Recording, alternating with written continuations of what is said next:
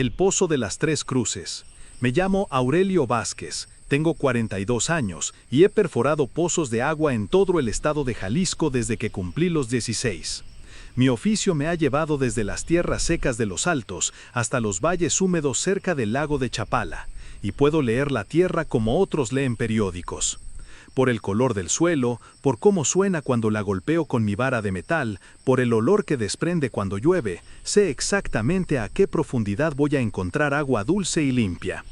Llevo 26 años haciendo el mismo trabajo con la misma precisión, cavando pozos que han dado agua a miles de familias campesinas.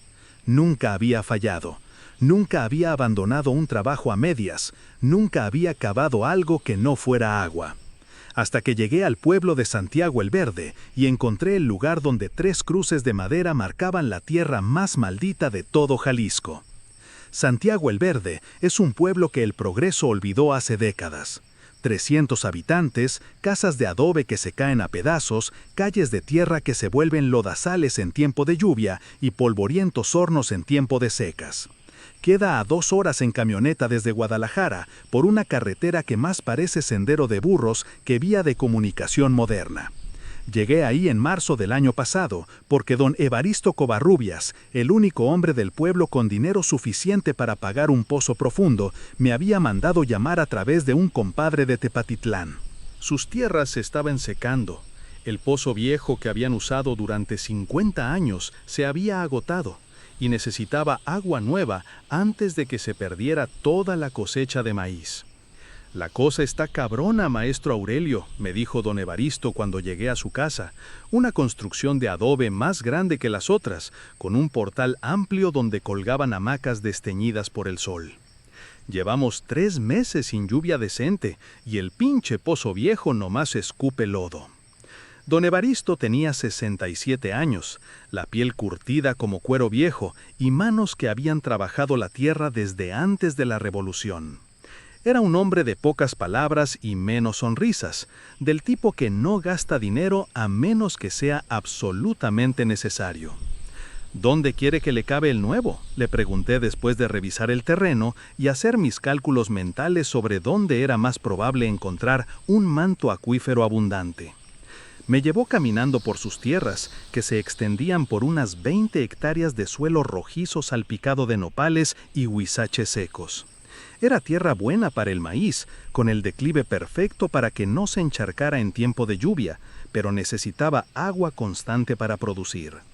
«Anywhere menos ahí», me dijo, señalando hacia una loma pequeña donde se alzaban 3 cruces de madera de mezquite, cada una de casi 2 metros de altura, plantadas en fila perfecta sobre un terreno que se veía más verde que el resto de la propiedad. «¿Por qué no ahí?», le pregunté.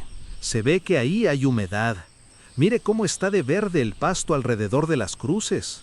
Don Evaristo se quitó el sombrero de palma y se rascó la cabeza con la parsimonia de un hombre que está decidiendo cuánta verdad puede compartir sin parecer loco. «Porque ahí no conviene escarbar, maestro. Esas cruces están ahí por algo». «¿Por qué están?». «Para que nadie olvide lo que pasó». No me dijo más esa tarde, pero cuando regresé al pueblo y pregunté en la tienda de abarrotes, doña Remedios, la dueña, una mujer de 70 años con ojos que habían visto demasiado, me contó la historia que don Evaristo no se había atrevido a relatar. «Hace como 30 años», me dijo mientras pesaba frijoles en una báscula oxidada. «Había ahí un jagüey natural, un pozo de agua que había existido desde tiempos de los indios. Era agua buena, limpia, que nunca se secaba ni en las secas más bravas. ¿Qué pasó con él? Se ahogaron 3 niños». Las palabras me cayeron como piedra en el estómago. En mi oficio, la muerte por ahogamiento es el miedo más grande. Cada vez que cavo un pozo, pienso en la responsabilidad que tengo. Voy a crear un lugar donde alguien puede morir si no se tiene cuidado. ¿Cómo pasó? Doña Remedios dejó de pesar y me miró con esa expresión que tienen las mujeres viejas cuando van a contar algo que prefieren no recordar. Los 3 eran hermanos, los Delgadillo. El mayor tenía 12 años, el de en medio 10 y el chiquito apenas 8. Fueron a jugar al jagüey en un día de mucho calor, como hacían todos los niños del pueblo desde siempre. Siguió pesando frijoles, pero más despacio, como si cada palabra le costara trabajo. Nadie supo exactamente qué pasó. Los encontraron al día siguiente, los tres en el fondo del Hawái, abrazados como si hubieran tratado de salvarse unos a otros. Pero lo raro no fue eso. ¿Qué fue lo raro? Que todos sabían nadar. Los tres habían aprendido en ese mismo Hawái, y el agua no era tan profunda, tal vez 3 metros cuando mucho. Un niño de 8 años podía tocar el fondo y sacar la cabeza sin problemas. Doña Remedios terminó de pesar los frijoles y me los entregó en una bolsa de papel café. Después de eso, el Hawái se volvió malo. Empezaron a pasar cosas raras. Los animales que se acercaban a beber se quedaban ahí parados, como hipnotizados, hasta que alguien iba a sacarlos a fuerza. Algunos pollos y marranos se metieron solos al agua y se ahogaron sin razón. ¿Y por eso pusieron las cruces? Las pusieron los papás de los niños, para marcar el lugar y para que nadie se olvidara. Y después, como siguieron pasando cosas extrañas, decidieron taparlo. ¿Lo taparon? Lo rellenaron con piedras y tierra, pero el agua siguió saliendo por las orillas, manteniendo verde todo alrededor, como si la tierra no quisiera que se secara completamente. Esa noche, en el hotel de paso más cercano, que quedaba en el pueblo de al lado, no pude dormir pensando en los 3 niños ahogados. En mis 26 años cavando pozos, nunca había trabajado en un lugar donde hubiera muerto gente por el agua. Pero necesitaba el dinero, y don Evaristo había pagado por adelantado la mitad de lo acordado. Al día siguiente volví a la propiedad de don Evaristo, y escogí un lugar a unos 100 metros de las 3 cruces, donde mis instrumentos indicaban un buen manto acuífero a unos 20 metros de profundidad. Comencé la perforación con mi taladro mecánico, el mismo que había usado para cavar más de 200 pozos en todo Jalisco. Los primeros 10 metros fueron normales, tierra rojiza, algunas piedras, raíces secas de huizaches y nopales. Mi taladro mordía la tierra con la facilidad de siempre, levantando columnas de polvo rojizo que el viento dispersaba hacia los cerros. Pero cuando llegué a los 15 metros, las cosas comenzaron a cambiar. Primero fue el sonido. El taladro, que siempre hace un ruido constante y predecible cuando perfora tierra normal, empezó a hacer un sonido diferente. No más áspero o más suave, sino diferente, como si estuviera perforando algo que no era exactamente tierra, pero tampoco piedra. Segundo fue el olor. La tierra que subía ya no olía a minerales secos y raíces muertas. Olía a humedad, pero no a la humedad buena de la tierra fértil. Olía a humedad de lugares cerrados, de agua estancada, de cosas que han estado mojadas durante demasiado tiempo. Y tercero fue el color. La tierra que extraía el taladro se había vuelto más oscura, casi negra, con una textura que parecía barro, aunque no había llovido en semanas. «Se ve que ya mero llega al agua», me dijo don Evaristo, que había venido a supervisar el trabajo. Pero había algo en su voz que no sonaba convencido. A los 18 metros el taladro se atascó. No era atasco normal, del tipo que se soluciona retrocediendo y volviendo a empujar. Era como si hubiera encontrado algo sólido, pero que al mismo tiempo cedía parcialmente. Como perforar un colchón de resortes o una masa de alambre enredado. Intenté destrabarlo durante 1 hora, usando todas las técnicas que había aprendido en mis 26 años de oficio. Nada funcionaba. El taladro estaba completamente atascado en algo que no podía identificar. «Voy a tener que sacar el taladro y ver qué está pasando», le dije a don Evaristo. «Mejor déjelo así, maestro», me respondió. «Tal vez es señal de que aquí no hay agua». Pero yo soy hombre terco, y en todos mis años cavando pozos jamás había dejado un trabajo sin terminar. Además, mis instrumentos seguían indicando que había agua abundante justo unos metros más abajo. Con un sistema de poleas y cadenas logré extraer el taladro. Lo que venía pegado en la punta me dejó helado. No era tierra, ni piedra, ni raíces. Era pelo. Pelo humano. Mechones largos de cabello negro enredados en las aspas del taladro como si fueran algas de río. «Don Evaristo», le grité, «venga a ver esto». Cuando el viejo vio el pelo enredado en mi taladro, se puso blanco como papel de China. «Maestro, mejor vámonos», me dijo. «Aquí no conviene seguir cavando». «Pero, don Evaristo, falta poquito para llegar al agua. Este pelo debe ser de algún animal que se cayó al jagüey hace años, antes de que lo taparan. Los animales no tienen pelo así de largo». Tenía razón. El pelo que había sacado era claramente humano. Cabello de niño, negro y sedoso, del tipo que tienen los chamaquitos de 8 o 10 años. Limpié el taladro lo mejor que pude y volví a meter la broca. Si había pelo de los niños ahogados, significaba que estaba cerca del lugar donde habían muerto, pero también significaba que estaba cerca del agua.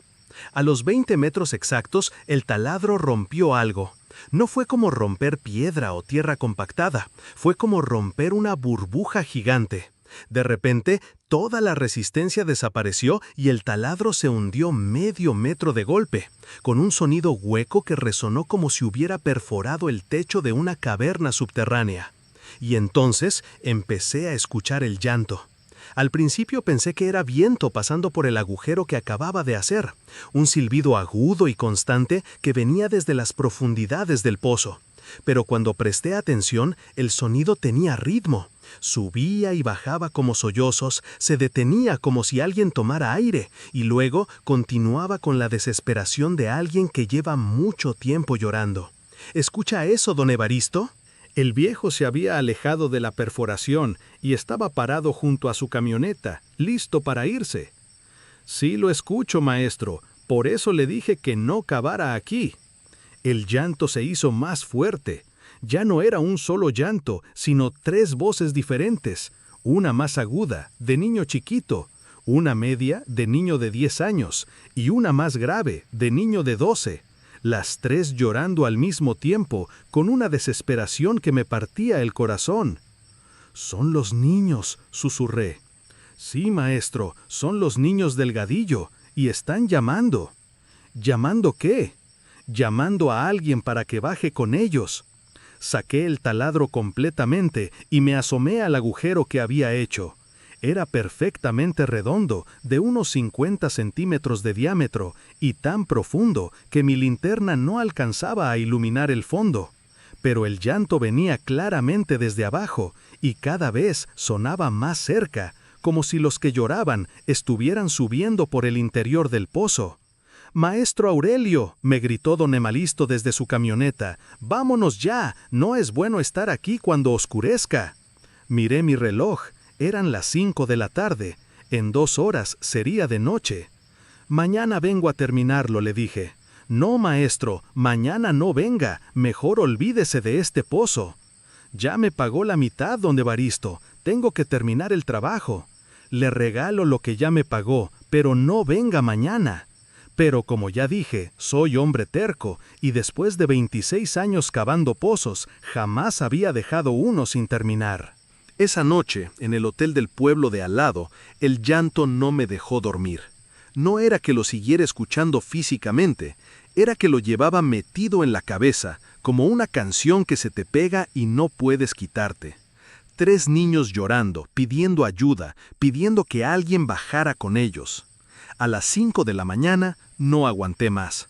Me vestí, desayuné café negro y pan dulce, subí a mi camioneta y manejé de vuelta a Santiago el Verde. Quería terminar el pozo antes de que llegara don Evaristo y tratara de convencerme de que no siguiera. Cuando llegué a la propiedad, las 3 cruces se veían diferentes en la luz del amanecer, más altas, más imponentes, como si hubieran crecido durante la noche. El pasto alrededor estaba más verde, casi brillante, empapado de un rocío que no había en ningún otro lugar de la propiedad. Mi pozo estaba exactamente como lo había dejado, pero ahora, a la luz del día, podía ver que había agua en el fondo, agua clara y limpia, exactamente lo que don Evaristo necesitaba para salvar su cosecha. «Ya está», me dije, «encontré el agua, nomás falta instalar la bomba y el trabajo está listo». Bajé mi cuerda con un balde para probar la calidad del agua. Cuando el balde tocó la superficie, escuché un splash normal, como cualquier balde cayendo en cualquier pozo de agua. pero cuando empecé a subir el balde se sentía mucho más pesado de lo que debería, como si en lugar de agua estuviera subiendo piedras. Cuando el balde llegó arriba, estaba lleno de agua cristalina. Pero había algo más. En el fondo del balde, mezclados con el agua, había pequeños objetos que brillaban como canicas. Eran dientes, dientes de niño, dientes de leche perfectos, blancos como perlas, del tamaño exacto que tienen los dientes de niños de 8, 10 y 12 años. Dejé caer el balde. El agua se derramó sobre la tierra seca, pero los dientes quedaron ahí, brillando bajo el sol de la mañana como pequeñas joyas malditas. Fue entonces cuando escuché las voces. No venían de abajo del pozo, venían de atrás de mí. Señor, Señor. Me volté despacio, con el corazón golpeándome las costillas como un martillo. 3 niños estaban parados junto a las cruces de madera. 3 niños empapados, con la ropa pegada al cuerpo y el pelo goteando agua sucia. El más grande tenía como 12 años, el de en medio unos 10 y el chiquito no pasaba de 8. Todos tenían la piel azul gris de los ahogados, y donde deberían estar sus ojos había solo cuencas negras llenas de agua de pozo. Señor, me dijo el mayor con una voz que sonaba como gorgoteo, ¿nos ayuda a salir? ¿Salir de dónde? Logré susurrar. Del agua. Llevamos mucho tiempo en el agua. Ya no podemos salir solos. Los 3 comenzaron a caminar hacia mí, dejando charcos de agua lodosa con cada paso. El agua que escurría de sus cuerpos tenía color de barro y olía a cosas podridas, a vegetación muerta, a tiempo estancado. «Usted hizo un hoyo hasta nosotros», me dijo el de en medio. «Ahora podemos subir». «Pero necesitamos que nos ayude», añadió el chiquito. «Necesitamos que baje con nosotros para poder salir». Retrocedí hasta quedar con la espalda contra mi camioneta. «¿Cómo se llaman?» «Yo soy Ramiro», dijo el mayor. «Yo soy Jaime», dijo el de en medio. «Yo soy Toñito», dijo el chiquito. Los hermanos Delgadillo, los mismos niños que se habían ahogado 30 años atrás en el Jagüey Natural. «¿Qué quieren de mí?» «Que nos ayude a salir del agua», me dijo Ramiro. «Llevamos tanto tiempo allá abajo que ya no recordamos cómo se sale». «Tenemos miedo», añadió Jaime. «El agua está muy fría y muy oscura. Y hay cosas allá abajo que nos asustan», susurró Toñito. Se acercaron más. Podía ver que sus cuerpos no eran completamente sólidos. A través de su piel podía ver sus huesos, y a través de sus huesos podía ver el agua que llevaban adentro, circulando por donde debería estar su sangre. «La única manera de sacarnos», me dijo Ramiro, «es que usted baje con nosotros. Así podremos enseñarle el camino de salida». «Si usted baja», añadió Jaime, «nosotros podremos subir». «Es muy fácil», me aseguró Toñito. «Nomás se mete al agua y ya». Entendí que era mentira. Si bajaba a ese pozo no iba a volver a salir. Me iban a ahogar, como probablemente habían ahogado a otros antes que yo. «No», les dije, «no voy a bajar». Los 3 niños me miraron con esas cuencas llenas de agua, y por primera vez vi algo parecido a enojo en sus rostros muertos. «Tiene que bajar», me dijo Ramiro, ya no con voz suplicante, sino con voz amenazante. «Usted nos despertó, usted hizo el hoyo, usted tiene que terminar lo que empezó». «No», repetí, pero mi voz sonaba más débil. «Entonces nosotros vamos a salir de todas maneras», me dijo Jaime, «y vamos a buscar a otros niños para que jueguen con nosotros». «¿A qué niños?» «A los niños del pueblo», me respondió Toñito. «Hay muchos niños en Santiago el Verde, y todos van a querer jugar en el agua». La amenaza era clara. Si no bajaba yo, ellos iban a salir del pozo e iban a buscar víctimas nuevas, niños inocentes que no tenían nada que ver con mi trabajo. Miré hacia el pueblo, que se veía pequeño y tranquilo en la distancia. Pensé en los niños que estarían desayunando en esas casas de adobe, preparándose para ir a la escuela, sin saber que 3 espíritus ahogados estaban planeando arrastrarlos al fondo de un pozo maldito. «Si bajo con ustedes, ¿prometen que no van a molestar a nadie más?» «Lo prometemos», dijeron los 3 al mismo tiempo. «¿Y si bajo, realmente me van a dejar salir?» Se miraron entre ellos con esas cuencas llenas de agua y después Ramiro me respondió con una sonrisa que me heló la sangre: no, al menos eran honestos. Pensé en mis opciones. Podía tratar de correr, pero los niños ahogados probablemente eran más rápidos que yo. Podía tratar de tapar el pozo, pero ellos ya habían salido y podían buscar otra manera de llegar al pueblo. Podía irme del pueblo y olvidarme de todo, pero entonces los niños de Santiago el Verde iban a pagar por mi cobardía. O podía hacer lo que me pedían, sabiendo que no iba a sobrevivir, pero salvando a los niños vivos. No es una decisión fácil. Ningún hombre quiere morir, especialmente no ahogado, en un pozo profundo con 3 fantasmas como compañía. Pero tampoco ningún hombre decente puede vivir sabiendo que su cobardía va a costar vidas inocentes. Está bien, les dije, voy a bajar. Los 3 niños sonrieron. Sus sonrisas eran terribles, llenas de dientes pequeños que brillaban como los que había sacado en el balde. Caminé hacia el pozo. El agua en el fondo se veía clara y tranquila, pero sabía que era mentira. Sabía que estaba llena de cosas muertas, de tiempo estancado, de niños que habían estado esperando 30 años a que alguien bajara con ellos. Antes de que baje, les dije, quiero que me prometan una cosa más. ¿Qué? Que cuando yo me muera ahí abajo, ustedes también se van a quedar. No van a salir nunca más, no van a buscar más gente, se van a quedar en el fondo del pozo para siempre. Los 3 se miraron otra vez, como consultándose.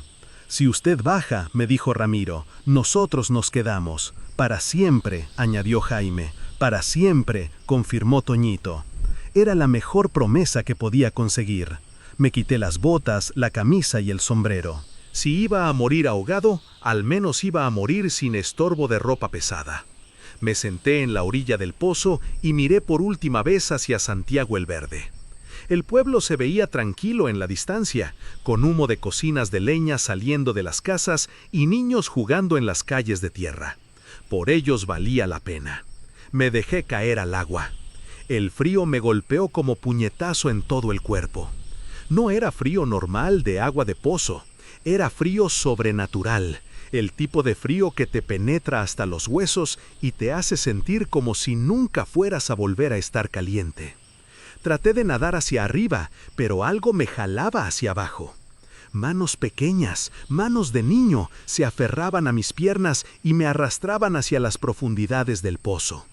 Miré hacia arriba y vi la superficie del agua alejándose como una moneda brillante que se hace más pequeña hasta desaparecer.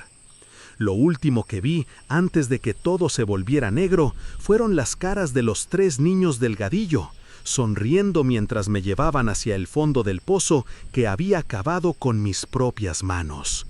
Y lo último que escuché fue mi propia voz mezclada con las suyas, comenzando a llorar. Me encontraron 3 días después. Don Evaristo había venido a buscarme cuando vio que mi camioneta seguía en su propiedad, pero yo no aparecía por ningún lado. Me sacaron del pozo con cuerdas y poleas, pero ya era demasiado tarde. Según el doctor que hizo la autopsia, me había ahogado. Agua en los pulmones, paro respiratorio, muerte por inmersión. Todo normal, excepto por una cosa que el doctor no pudo explicar. El agua en mis pulmones no era agua normal de pozo, era agua salada, como de mar, mezclada con sedimentos que no correspondían a la geología de Jalisco. Don Evaristo ordenó que taparan el pozo con concreto, piedras y tierra, construyó una barda alrededor de las 3 cruces y puso un letrero que dice: «Prohibido el paso, lugar sagrado». Desde entonces, no han vuelto a pasar cosas raras en Santiago el Verde. Los niños del pueblo juegan tranquilos, van a la escuela, crecen y se casan sin que ningún espíritu ahogado los moleste. El pozo quedó sellado para siempre, con 4 muertos en el fondo en lugar de 3. Y cada noche, los 4 lloramos juntos en la oscuridad del agua, esperando a que alguien más venga a hacernos compañía. Pero nadie más va a venir, porque el pueblo de Santiago el Verde aprendió la lección. Hay lugares donde no se debe escarbar, por más agua que prometan. Y hay pozos que es mejor dejar secos. Mi nombre era Aurelio Vázquez, Cavé pozos durante 26 años y el último que cavé me costó la vida, pero valió la pena.